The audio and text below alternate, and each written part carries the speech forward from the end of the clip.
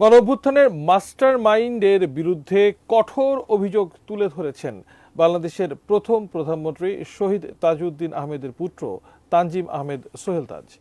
অভ্যুত্থানের মাস্টারমাইন্ড নিয়ে সম্প্রতি তার ফেসবুকে একটি পোস্ট দিলে শুরু হয় আলোচনা সমালোচনা। কি বলেছেন তিনি সেই মাস্টারমাইন্ডকে নিয়ে, বিস্তারিত জানাচ্ছেন জান্নাতুন নাহার জেরি।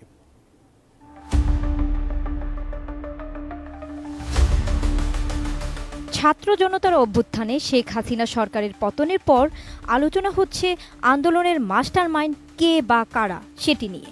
এক প্রকার সতর্কবার্তামূলক ফেসবুক পোস্ট শেয়ার করলেন রাজনীতিবিদ সোহেল তাজ।